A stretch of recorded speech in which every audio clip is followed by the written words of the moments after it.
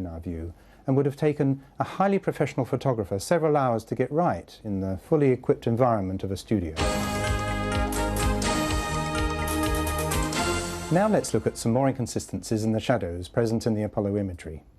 We're going to consider the shadow allegedly produced by Armstrong when collecting a contingency sample. The sun angle should have been just over 10 degrees above the horizon during this action.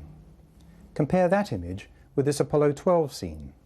Here the shadow is much longer than Armstrong's, but as the sun was at a higher angle of 15 to 16 degrees during their EVA, the shadow in this picture should actually be shorter than Armstrong's, had these pictures been taken, as claimed, in natural sunlight on the moon.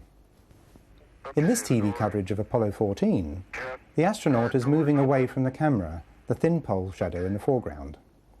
As he progresses towards his colleague, watch his shadows do some really strange things. The Q bay door is open. Pulled a little stiffer than I expected in 16G. Looking good though, Ed, and you all are within 9 minutes of the timeline. These variations in shadow length are consistent with moving away from, or nearer to, a large superlight, placed close to the subject, as we'll show in a moment. Here again is Apollo 11.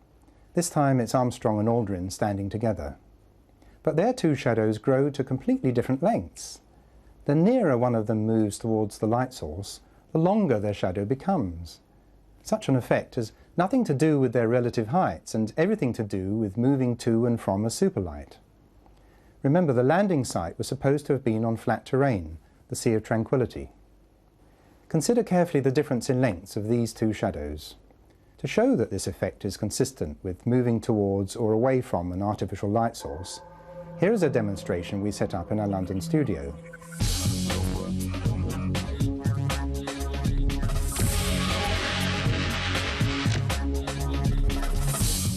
This increase in shadow length cannot occur in natural sunlight on a flat surface. Note also in this scene the position of the American flag. We know from the official record that the astronauts did not touch the flag again once erected.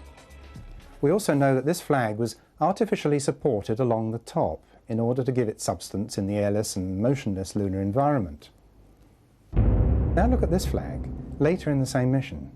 How can it be that the top edge of the flag is now supported from the mast at a totally different and increased angle, unless it was unofficially altered on the set? Could these two differing flag positions from Apollo 11 be a form of semaphore signalled to us by whistleblowers? Once again, here is the message of the passage of time, symbolised by erect and drooping flags. Undoubtedly, there would have been serious repercussions for future manned space travel if the named astronauts were to die or to be seriously irradiated on the moon.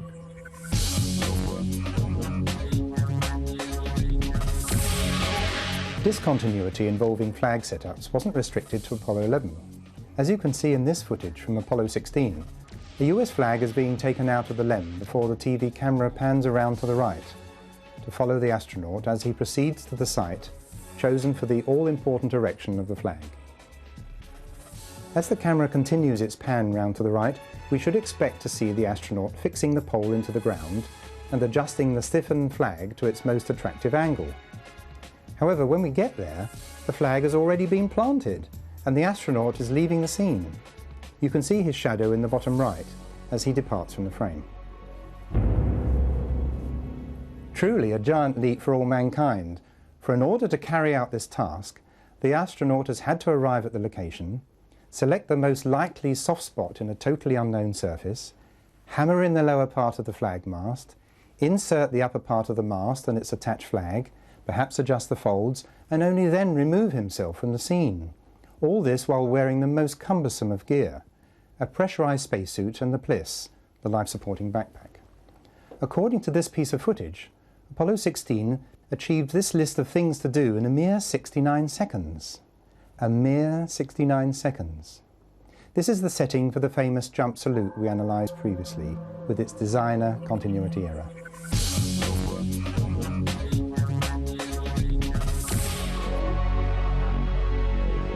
there's that picture, which I'm sure many people will have seen, of an astronaut, I think it's Jack Schmitt as I recall, with the US flag sloping because of the wide-angle effect of the lens somewhat, pointing towards the Earth, which is at the point of the triangle. Now that is an extremely well-observed image. What's that? I want to get the Earth. Oh, okay. Let me get over here. on this side. I don't think it's going to... They're a little close, maybe. Have them both in focus. That might do her. This picture is supposedly the outcome, the instant when the camera clicked. Remembering that there was no viewfinder, how was the photographer sure of including the Earth, the essential element in this photo? But that is not our prime gripe with this example. The flag itself is the giveaway. The loudest whistle blow is in the manner in which the flag's been adjusted. We can see quite clearly in this still image that the edge of the US flag is billowing positive, that is, bulging towards the stills camera. And therefore, the edge of the flag should be billowing negative or bulging away from the TV camera. Yet when we view the TV coverage, this flag is billowing positive, towards the TV camera. Now that situation cannot be correct. It's a demonstration that this flag has been adjusted between the creation of the TV sequence and the still session. As no such adjustment has been recorded for posterity by the eyewitness TV camera, we can only conclude from the evidence that the TV coverage and photographic pictures recording this single event from Apollo 17 were actually imaged at different times, before and after. Does the intentional rearrangement of this flag merely indicate the duality of the NASA Never a Straight Answer records? Or does another message lie in the subject matter of the picture? Perhaps this composition of astronaut looking down at the camera and the flag pointing up to Earth encode no departure from Earth for the named astronaut in this photograph. Returning for a moment to the first mission, Apollo 11, and that classic image of Aldrin standing on the lunar surface, a picture often hijacked for commercial purposes, where then is the Hasselblad portrait of Armstrong, the very first human being to set foot upon another planet? Why have we no such picture? I have it on first-hand account that the question was, well, now let's look at the best, first of all, for the best set of pictures of Neil. And then the faces tended to drop somewhat, and by the end they were saying, well, let's find any picture of Neil. And in fact there was only one there, which was Neil Armstrong, really a fair amount in the distance, working around the lunar module, which Buzz Aldrin had taken during part of a pan sequence, a geological pan sequence, which was called for in the photographic plan. Now, nobody cottoned on to the fact that nobody was taking a picture of Neil Armstrong, so that all the pictures which are seen on the covers of Life and now in the history books, they're all of Aldrin, which, you know, is fine, they're super pictures, but surely you want a picture also at least of the first man on the moon. It's just like, you know, Columbus having an artist, theoretically, and the artist busily sketching the palm trees the other way when Columbus steps onto the shore of the New World. History has no record. It's very hard to believe that during preparation of the tasks to be performed, the NASA PR machine ignored this rather major detail, the planting of the first footprint, especially as every single action and image had been planned in advance and rehearsed until it became automatic. Surely such a major omission would have been noticed and corrected before departure. And in the light of Armstrong's virtually reclusive post-mission behaviour, we can ask if the astronaut had personal reasons for being camera shy. Did he then, and does he now, feel some sort of guilt? Was he, in fact, never actually on the moon? He's always been very helpful, but always struck me as being extremely businesslike. He responded to the point, he helped, and then that was it. So, quite typical. Given the many crucial anomalies and inconsistencies we're unearthing in the Apollo imagery, we also have to ask again if Armstrong's central reason for avoiding the lens has to do with NASA's chosen procedures during the making of Apollo.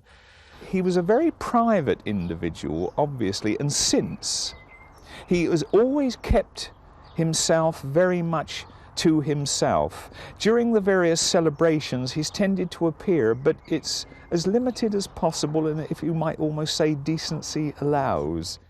Perhaps the Apollo space program would be better titled The Sound and Light Show, for what we actually hear or don't hear on the soundtracks is often inconsistent with both physics and the facts as presented to us. Just listen to this soundtrack as a bobsleigh team races down the famous Samaritz Bob Run. You can hear the pilot announcing the names of the corners they're negotiating.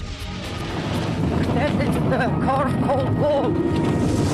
Next will be Snake 1 and Snake 2. And now is Sunny, Mesh and Dixon. And then is coming Horseshoe, Telephone, Shamrock, Tree, Deep, Fox. This is hugely exciting to listen to. We feel that we're virtually inside the bobsleigh with the team. Yet while this sport is no doubt enjoyable for the participants, it's also a highly stressful physical situation. Listening to the bob pilot, we can hear the vibration and the tension engendered by the sheer speed and potential danger of the situation. Now let's listen to the two Apollo 11 astronauts landing on another planet for the first time in history. Feet, 3.5 down, 9 forward. Okay, 75 feet. Guys looking good, down a half. 6 forward. 30 seconds. Lights on, forward. Forward. 40 feet down, 2.5. Picking up some dust. Straight shadow. 4 forward, drifting to the right a little. Contact light. These intrepid men in their lunar module flying machine were virtually sitting on top of its descent engine, which was roaring away, producing up to 10,000 pounds of thrust and burning at a temperature of 5,000 degrees Fahrenheit. We also know there was air inside the LEM. It was pressurized to 1/3 sea level atmosphere, so the incredible roar of the engine would have produced considerable sound and vibration. According to some sources, even through their bubble helmets, the astronauts in the LEM could hear the noise of the thrusters firing, yet apparently they couldn't hear the roar of this powerful rocket engine. That's a little difficult to believe, isn't it? Even the Space Shuttle astronauts popping up into low Earth orbit have pointed out the extreme vibration and noise when thrusters fire from their craft, and the shuttle is very different from that of the flimsy LEM. Compare this Mesh and Dixon with this. Okay, 75 feet. Guys looking good, down a half. So unlike the pilot on the Bob Run, the astronauts' voices on the Apollo 11 soundtrack sound unbelievably dull. There's no impression of vibration whatsoever, nor do we hear the roar of the rocket engine beneath them. Even more bizarre are the circumstances in this next scene from Apollo 12.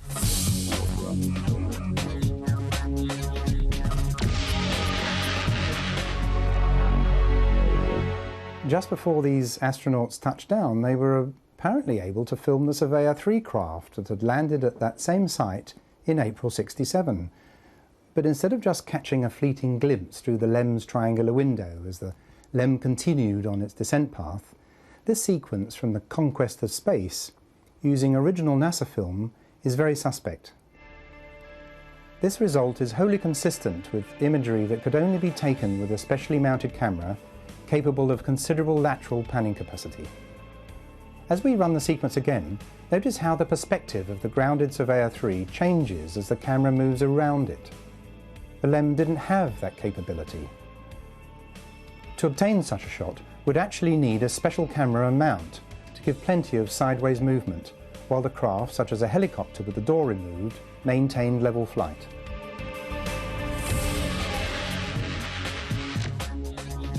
Here is a type of helicopter rig that will be required in order to create the result in question.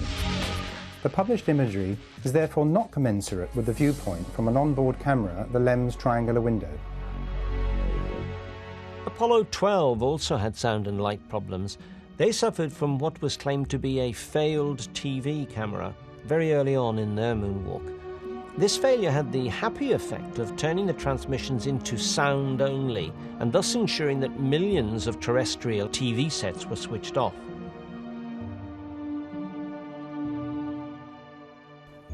This is what viewers saw prior to the TV camera failure.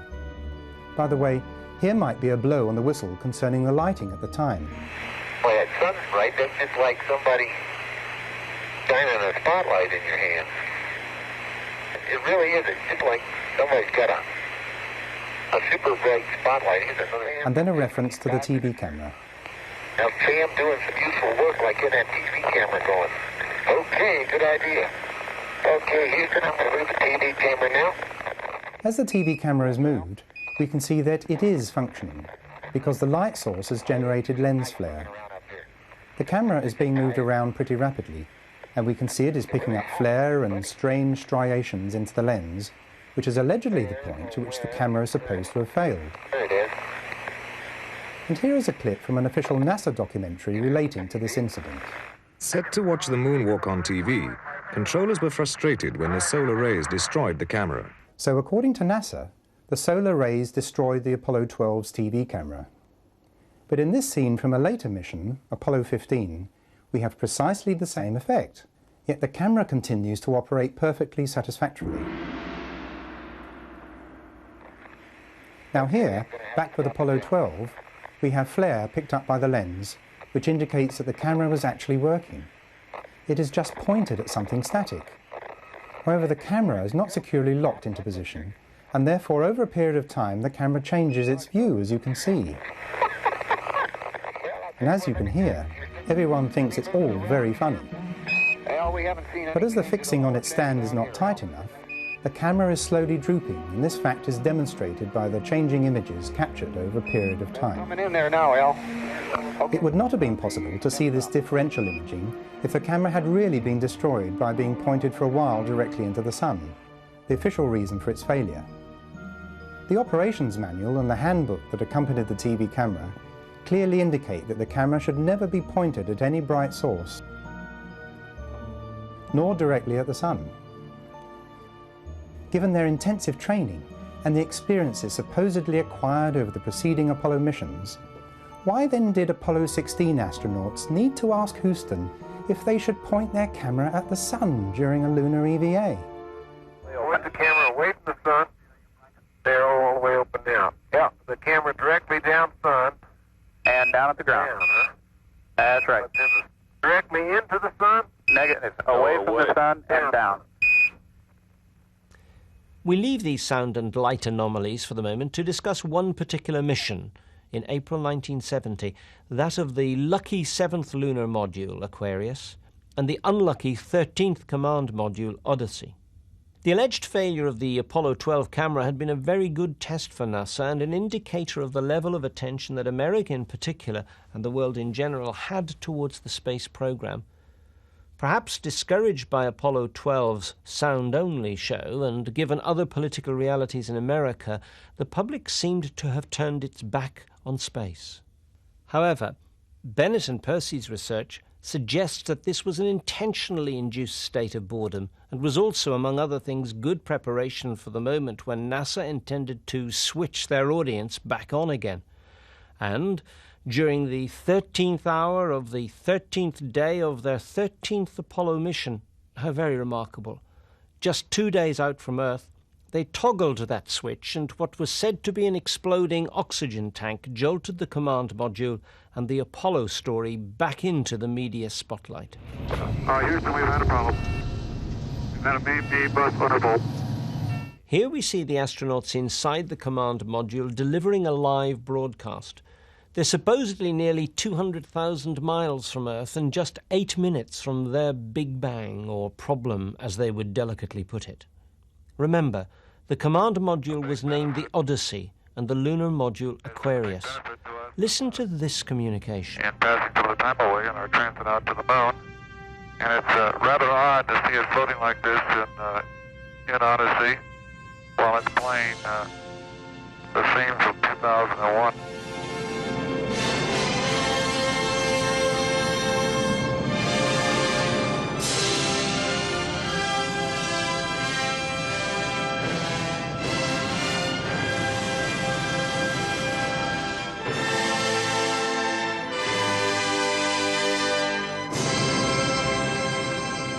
So shortly before the astronauts signed off, the music used in the film 2001 A Space Odyssey was playing in the command module. It's rather odd to see it floating like this in Odyssey. In that last comment, the astronaut emphasized the word odd for us.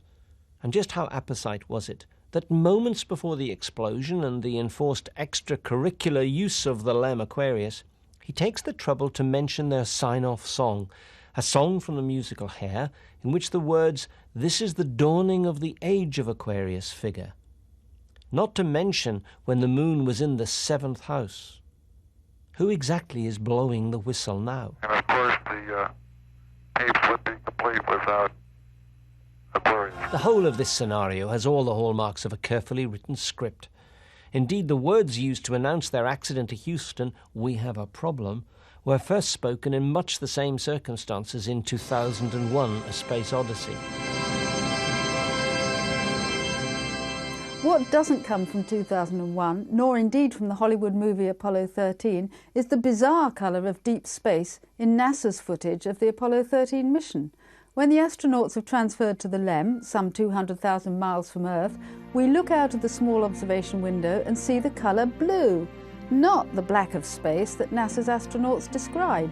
The official NASA footage has the LEM's triangular windows entirely filled with a blue as bright as that of a cloudless summer's day here on Earth. It's astonishing. If these astronauts really were some 200,000 miles away from Earth, surely the windows of the LEM should be entirely filled with the black of deep space. Were they too in low Earth orbit, as appeared to be the case with the Apollo 11 sequence we saw at the opening of this program? Following the accident, the claimed oxygen tank explosion, a crew member photographed the supposed damage to the CSM. And there's one whole side of that spacecraft missing. This is the damaged Odyssey. Now look at this picture of a command and service module with a cover removed from its scientific instrument bay. Looks rather similar to the damaged Odyssey, does it not? Even supposing, as many experts claim, such an explosion would have thrown the spacecraft way off course, it seems that the Apollo 13 mission encountered more than just their exploding oxygen tank. Apparently, there would have been other problems too. Fra Mauro is situated in the southwestern quadrant of the Moon, and what is of significance in relationship to this site is the position of the terminator, the line that marks the limit of the sunlit portion of the Moon. To be able to land on the Moon successfully, the LEM pilots needed to be able to see where they were going, and NASA has always emphasised that all landing sites and times were selected with this requirement in mind. But at the time of the Apollo 13 accident, their Fra Mauro landing site was in complete darkness, and, most significantly, it was to remain in darkness until long after the astronauts had left lunar orbit. This fact is clearly apparent from a computer reconstruction. And this fact can be checked with the help of a little rudimentary knowledge of astronomy and an ephemeris. But if you aren't mathematically inclined, don't worry, because the maths have been done and the results check out.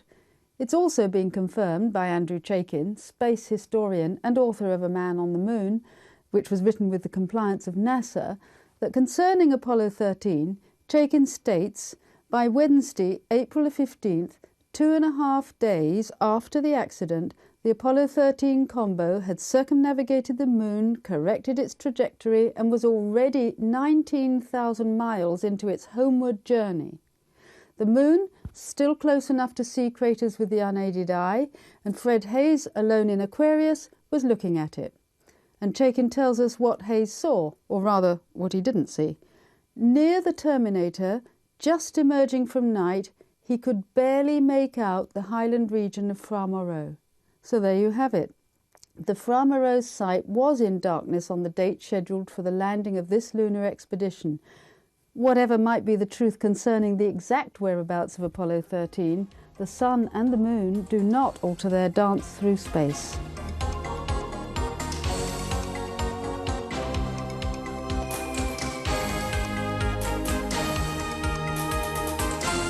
These examples are only just a few of the anomalies that researchers Bennett and Percy have discovered concerning Apollo 13.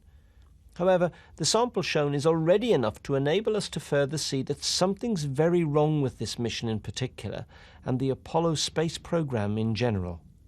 We certainly have to conclude that the official data concerning this mission is unreliable. The author's opinion is that Apollo 13 was never designed as a mission to actually land, but as an exercise in space rescue systems, an exercise held principally for the education and benefit of both crew and mission control, while still fulfilling an integral part of the overall space program objectives. While these researchers consider that most operatives at Houston and their contractors were ignorant of the detail, they suspect that, somewhat obviously, the astronauts themselves were fully aware of their location, in low Earth orbit and nowhere near the Moon. As we know exactly where the Terminator was during the mission, why, in the NASA-approved Hollywood movie version of Apollo 13, which featured Tom Hanks, why did the astronauts declare themselves able to see their landing site at Fra Mauro when approaching the Moon on Tuesday, the 14th of April? As we know, it was in complete darkness, so they're apparently pretty clever. But they do better than that. They are then able to spot, within the next 13 seconds, two other sites, Tsiolkovsky Crater and Mare Imbrium, in that order. Look, it's Fra Mauro. I can see our landing site. Wow. Look at the Tsiolkovsky Crater. I can't believe how bright the ejecta blanket is. It's like snow. It's beautiful. It's Mare Imbrium to the north. They must have had X-ray vision, for this observation is a physical impossibility. How could they be flying over the dark, far side of the Moon and see Fra Mauro in darkness on the near side? And while the Sea of Tsiolkovsky was on the sunlit portion of the far side, it was well over 1,000 miles away. Then again, Mare Imbrium, on the near side, was mostly in darkness and again hidden from their view. So now, as we run that sequence again, note the trajectory of the spacecraft in relationship to the Moon. Look, it's Fra Mauro. I can see our landing site. Wow. Look at the Tsiolkovsky Crater. I can't believe how bright the ejecta blanket is. It's like snow. It's beautiful. It's Mare Imbrium to the north. So here we have even more inaccuracies in the movie account of the Apollo 13 flight. However, as a method of discouraging investment in long-term manned space travel, this space drama could hardly be faulted. Indeed, this accident was later heralded by certain astronauts and other personnel as the reason for NASA's curtailment and eventual abandonment of manned deep space flight.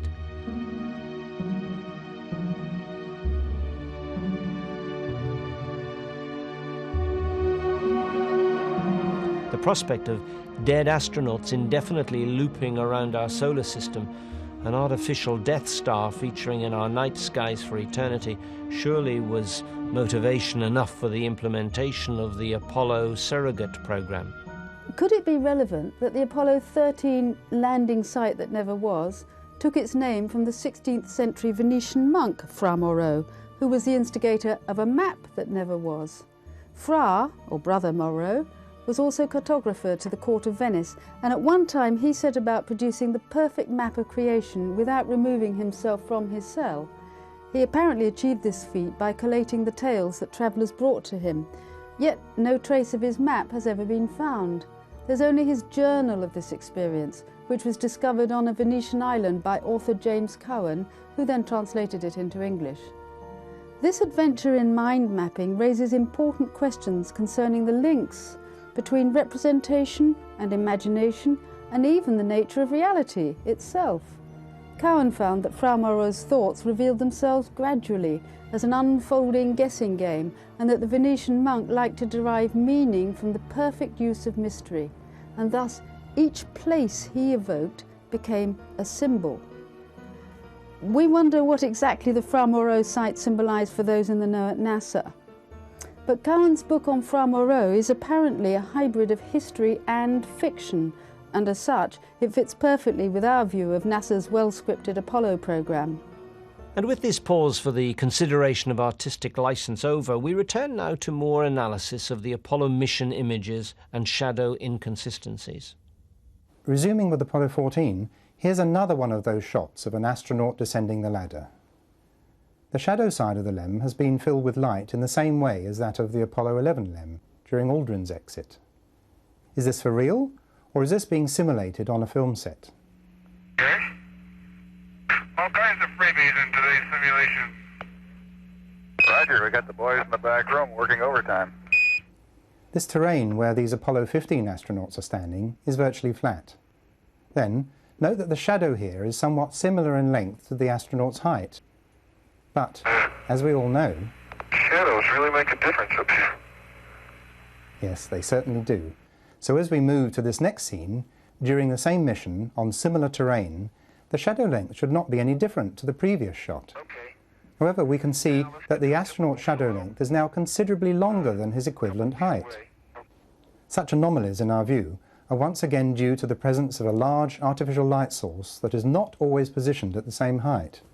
We have found irrefutable evidence of just such a large light source in some of these images. Whether inadvertently or intentionally, we can see evidence of a large source mirrored in the astronauts' gold outer visors. This is how an artificial superlight might have been assembled, comprising a large number of individual light panels creating a single ultra-powerful source and generating one shadow. Not unlike the makeup of stadium lights, only very, very much larger. Remember, the Shea Stadium in New York had powerful lighting back in the 1960s. Here you can see a very large reflection of a large superlight in a convex gold helmet visor. It is still large despite the fact that the camera is some distance away. Now, a convex, that is an outwardly curved surface, always considerably reduces the size of whatever's being reflected. If this large bright reflection were the sun, given its distance from the subject, it would be barely visible when reflected in a visor, nothing more than a tiny pinprick of light. Yet in many cases, these convex visors are reflecting a very large light, which indicates the use of a huge artificial light source. Let's compare these images depicting the large light reflections with this picture of a space shuttle astronaut during an EVA. The space shuttle operates at a distance a mere few hundred miles above the Earth. Although this photo was taken close up, we can see the sun reflected in the visor is nothing more than a pin source of light. And another example, this is an EVA during a Gemini mission. We can only conclude that the large reflections in these Apollo images really are telltale evidence that artificial superlights were used to illuminate these alleged lunar scenes. So it would appear that the Apollo images reflect the circumstances surrounding the taking of such pictures, and this means that an artificial superlight appears to have been used for the recording of Live on the Moon TV coverage, as well as the photography. Again, we must ask ourselves if attempting to pass off this reflected light source as the sun is a sign of arrogance, or were the photographers blowing a very clear whistle? At this point, one might say, hold on a minute, how did your alleged whistleblowers get away with all of this, right under NASA's nose? And why hasn't all this been noticed before now? Well, if you're not suspecting foul play, you're not alerted to the need for proof of foul play. As Hitler said, the bigger the lie, the easier it is for people to believe it. The authority of NASA was enough for us all to accept its images as the truthful depiction of the exploration of the moon in 1969. Because these visors just had to reflect the sun, didn't they? Now let's examine a hypothesis that is seemingly ridiculous. Could the entirety of the Apollo images have been created in the controlled environment of interior or exterior studio sets? As the sheer magnitude of achieving such a task without being discovered or denounced would appear to be beyond the bounds of possibility, most people are quick to laugh this hypothesis off as an example of conspiracy theory run amok. Yet before we dismiss it so readily, let's remember that it's initially easier to dismiss outrageous ideas even if they should eventually be proven correct. Simply because we might not want to face up to uncomfortable truths, and because to acknowledge that truth would make us look complete fools.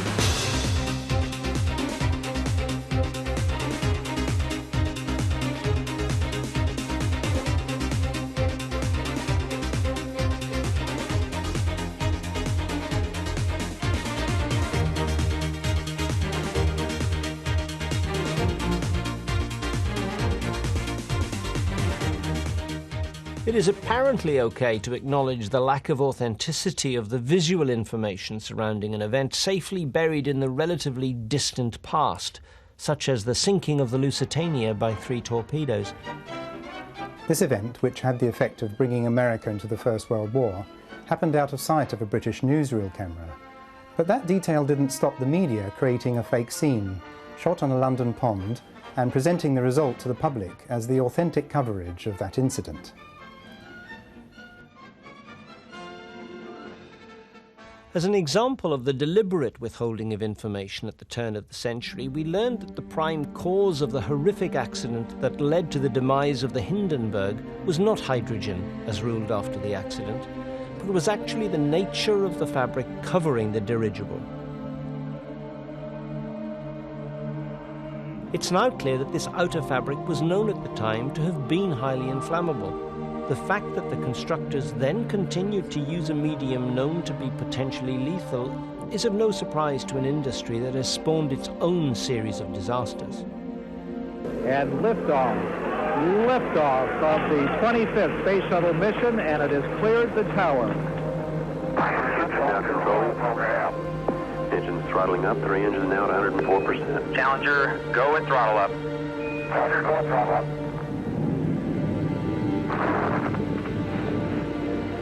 1 minute, 15 seconds. Velocity 2,900 feet per second. Altitude 9 nautical miles. Downrange distance 7 nautical miles. And as we're finding out, what worked for the past masters of aeronautics is seemingly still valid. Would it have been possible to pull off the task of faking the record? To create a set of stills and the TV coverage on the scale of Apollo would certainly require considerable resources. It would also need an exciting storyline full of dramatic events and human interest, requiring scriptwriters, actors and costumes. These would then need studios, cameras, lighting and of course sets. But we suggest that all preparations and making the pre-recorded TV coverage took place over such a long period and was so woven into the everyday life of the Apollo space program that even though this particular odyssey was made literally under the very noses of innocent employees and contractors, the fact that the final cut was phony went undetected at the time. Returning to the matter in hand, Apollo and the moonwalkers, is there any evidence that mountain backgrounds used in the Apollo imagery could possibly have been multiple-use artificial backdrops? There appear to be some blatant discrepancies in the location of the LEM in relation to the surrounding landscape in Apollo 17.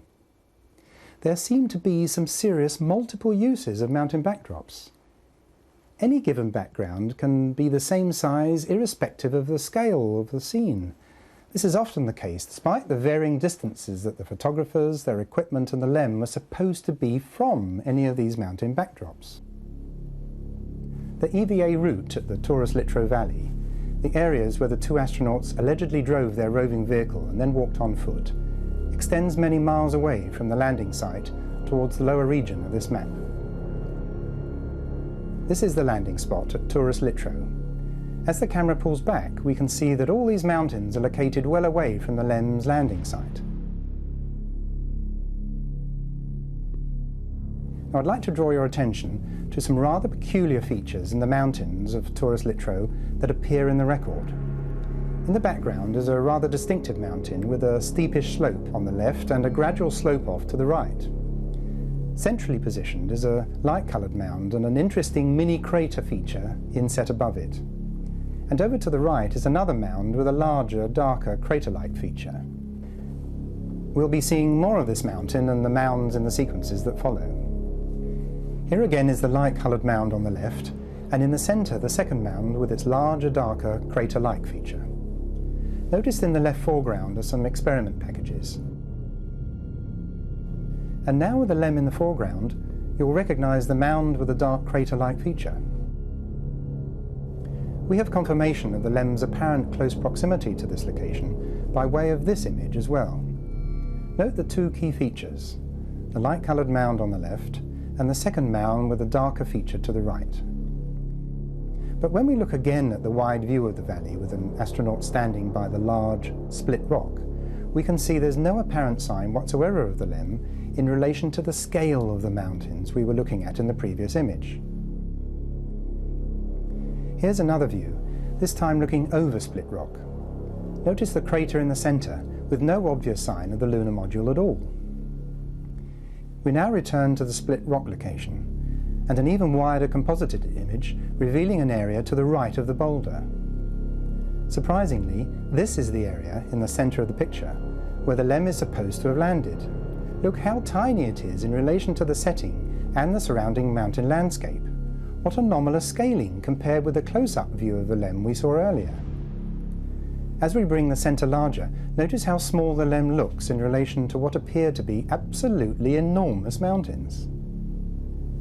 Returning to the footage we saw previously, compare the mountains seen in the TV coverage with those in this still photograph. They're virtually identical, yet the LEM is absent from the still image and present in the TV coverage. Let's take a closer look at other imaging anomalies at this site and the continuity of the LEM in relation to its backgrounds. This wide view is looking across the Taurus-Littrow Valley, with the distinctive mountain, a light-coloured mound, and the little feature above it. Now as we mix through to the TV coverage, the LEM is clearly at the same location. Compare this still image, from which the LEM is absent, with what is obviously the same location where the LEM is present. Although the lighting has changed, the mountain is recognisably the same. All very surprising, because earlier we registered that the LEM was absent from this spot.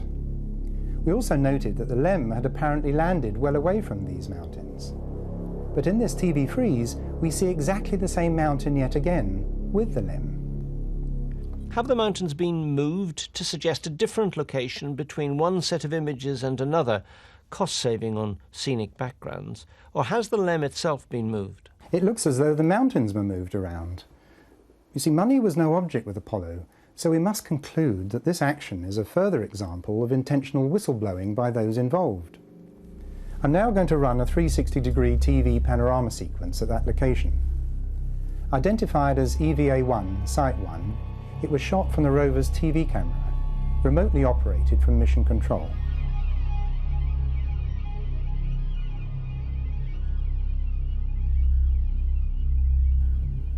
Notice the shadow of the LEM in the foreground and the pair of mountains in the distance.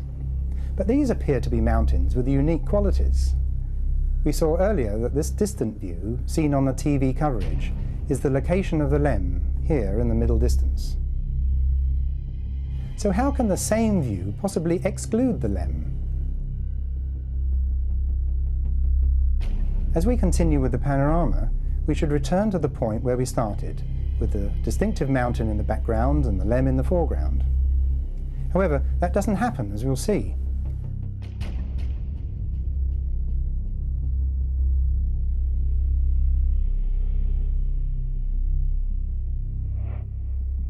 We can state with confidence that this part of the 360-degree panorama that we've extracted from another take, EVA-2, Site 5, is intended to suggest a different location in the valley. But here's the distinctive mountain with a lighter coloured mound. And the LEM? Surprise, surprise, there's no sign of the LEM whatsoever this time. Either the LEM was moved away, or this is a studio set with movable mountain elements forming the background to the foreground action. These continuity discrepancies cannot be explained in any other way. The clue to ascertaining what may have actually occurred lies in establishing that the darker markings on the left-hand side of the background mountain are common to all these images. NASA would have us believe that these pictures were taken many miles apart, but if that were the case, the perspective of the mountains would vary drastically. On the contrary, the markings on the left side of the distinctive mountain remain constant. They're in the same place in relation to this steepish slope on the left, in every case. Put another way, in relation to this slope, these markings should move to the right as one moves further to the left of the valley. But the only noticeable difference is that this mound to the right changes its position, revealing the mound with a darker inset feature, but other elements of the scene do not substantially change in any of these views.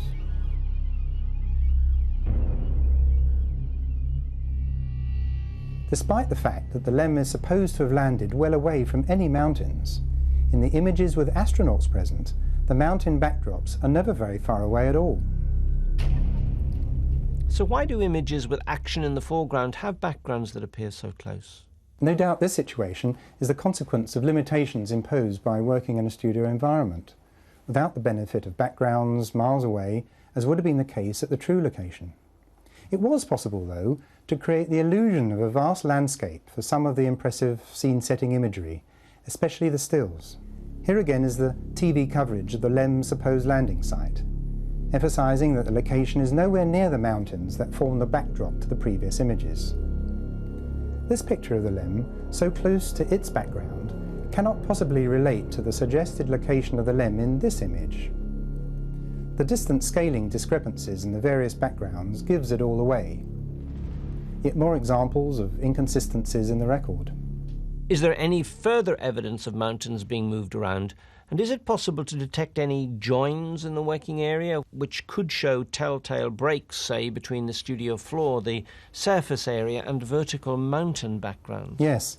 In virtually every case, whether stills imaging or TV coverage, we can see just such a join line between the key elements, the horizontals and the verticals. In our view, had these images been taken in a natural location, this obvious join line would not be in evidence.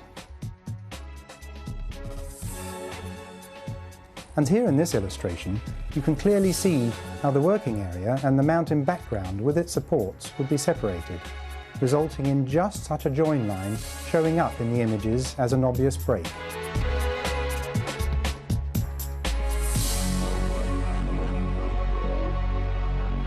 Rather significantly, in the 1971 James Bond movie, Diamonds Are Forever, when Bond penetrates the Willard White tectonic site in the desert outside Las Vegas, Nevada, he eventually finds himself on an interior moon set, surrounded by 3 separate levels of movable flats depicting lunar mountains. We also see the wooden supporting structure of these mountain backgrounds, a gallery full of sound, light and computing equipment, as well as actonauts practicing slow-mo movements.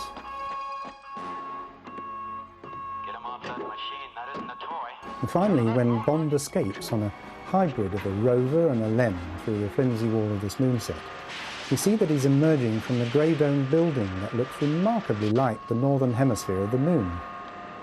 This entire scene is, without doubt, whistleblowing on a very grand scale. So, David Percy considers that Bond sequence to be whistleblowing.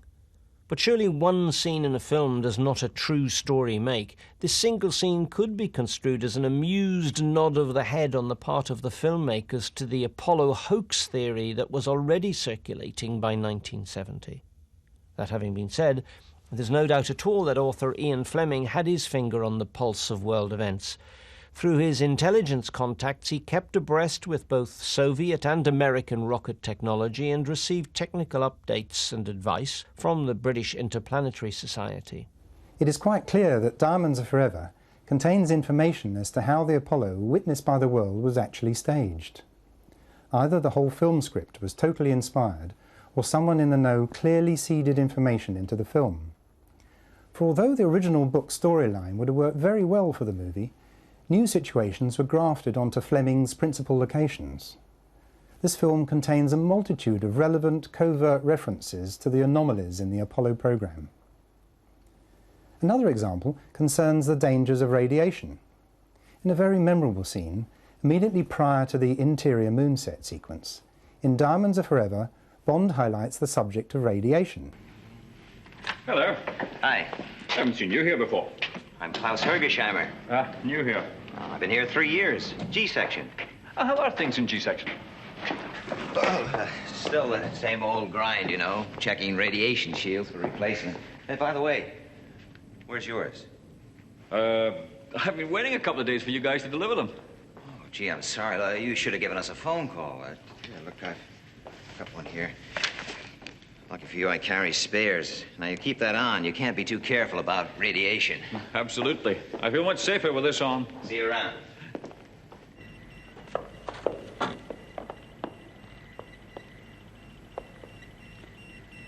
Who are you? What do you want? Klaus Hergesheimer, G-section. Just checking on radiation shields. Now, let me see. You are, Professor Dr. Metz. Our shields are fine. Now get out. Thank you very much. We will be looking at the hazards of space radiation later in the programme. The movie Diamonds Are Forever is confirmation, though, that some works of fiction can communicate vital clues. Producing an Apollo sound and light show in a studio would naturally imply the use of moving image creation and sound recording facilities. Using conventional motion picture film for the pre-creation of the live TV coverage would have been very risky, as film could easily get scratched or even break during transmission. The best material for the purpose would have been videotape. This was not widely used in the 60s, but it was in use by NASA and the US government.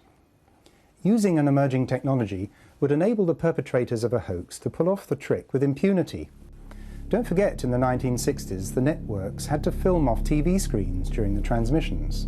Today, this is an aspect of the Apollo story that many engineers and producers find highly suspect.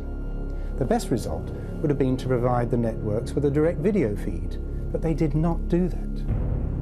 So we now have to ask, could early video equipment have been used in the generation of the live TV coverage of Apollo? We did use early videotape machines, Ampex VR660, and later on an Ampex VR1100, the quad tape machine. And we kept those tapes on site for quite a long time. We received that FM carrier down on the Earth, ran it through an FM demodulator, and processed it in an RCA scan converter that took the slow scan picture and converted it to the American standard black and white television signal, and then sent that on to Houston. When we were converting from slow scan to fast scan, RCA used the disc in the scan recorder as a memory, so it played back the same video several times until it got updated video. In other words, the incoming signal was recorded onto a magnetic disc for black and white TV.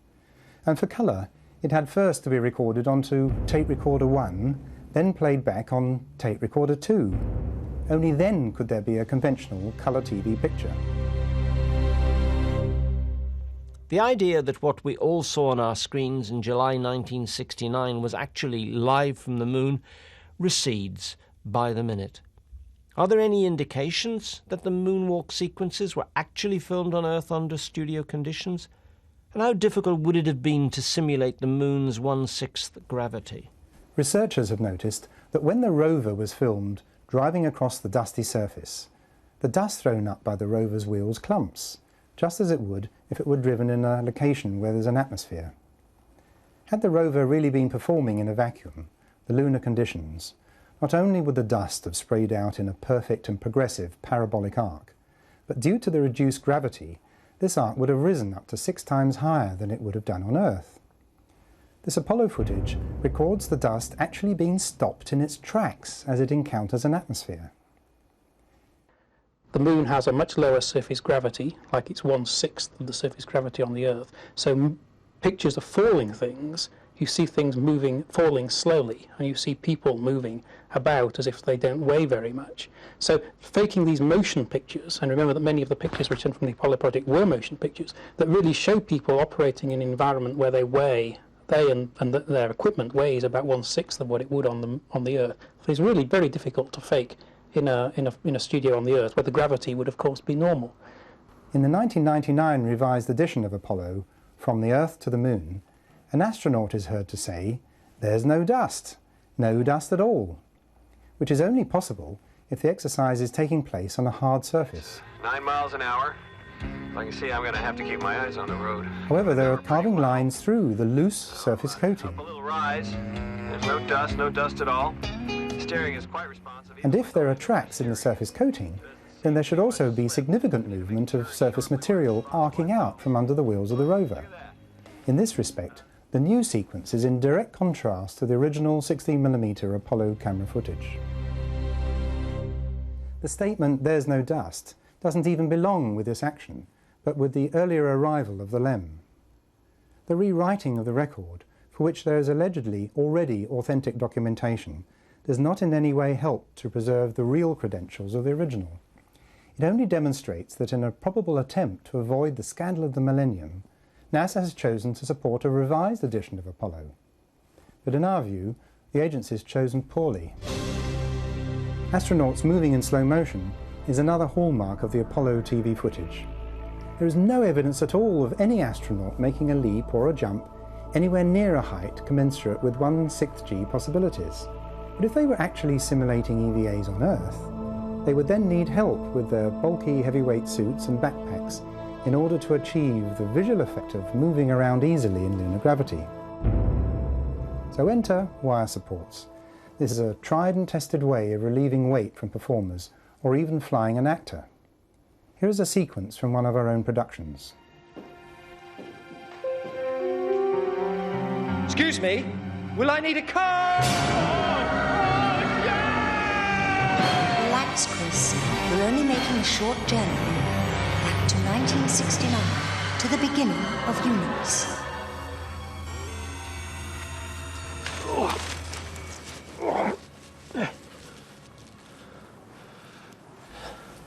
Of course, confirmation that wires were used is in the detail. Here in this Apollo 14 footage, you can see a ping, a momentary glint. And again, run slowly.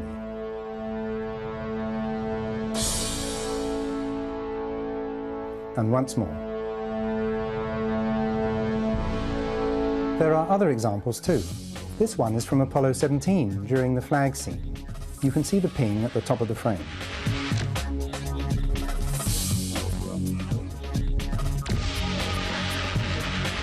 In this footage from Apollo 16, we have telltale evidence of a slightly floating or dangling effect at the jump salute location. It's as if the weight is being taken off the astronaut's feet just a second or so too soon. Compare that sequence with an obvious rehearsal rig. The dangling effect is very evident.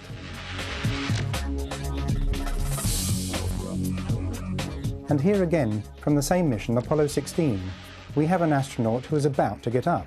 Give me a hand. Okay, here we go. Let me give you a hand, he says. There goes bag. There goes another bag. Bag. Coming. Look at it again. The astronaut is getting up with the wire taking the weight, relieving him of 5/6 of the Earth's gravity. A magic trick? No, just the help of a wireman. This is a slow-motion jump as it would have been seen live on TV. And here it is at normal speed.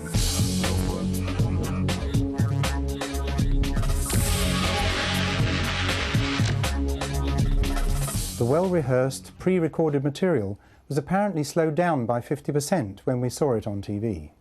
And yes, we've done the necessary work to establish that percentage. How was the slow-motion effect achieved? Well, creating these 1/6 slow simulations would have been a relatively straightforward process. First, the scene would have been photographed and recorded onto videotape at the normal rate in the US, 30 frames per second. On playback, the recording would have been slowed down to half speed. As each video frame is made up of 2 different fields, this will give 60 different frames of image per second, because each individual field now becomes a frame. We must remember that the live TV transmissions were filmed off TV screens for posterity. The archiving of the Apollo moonwalks was on 60mm film, just like this. Movie film has an entirely different makeup to that of a videotape recording. Film only has frames and not fields. So when the resulting footage was filmed off a TV screen, the fact that the playout of the original video was slowed down to half speed would have gone totally undetected and remain virtually undetectable. Now this is how the jump salute would have looked at normal speed before being slowed down by the method just described. Looks rather like it would on Earth, does it not? The video equipment used in Apollo was early generation. Therefore it would have been recorded onto 2-inch tape, the state of the art in the 1960s. If you remember, there was a beautiful piece of footage from the Apollo 15 mission where the astronauts demonstrated the surface gravity on the moon by holding a hammer in one hand and a feather in the other. Now, it was proved in physics a long time ago that objects fall at the same speed, doesn't matter how heavy they are, and a feather will fall at the same speed as a hammer.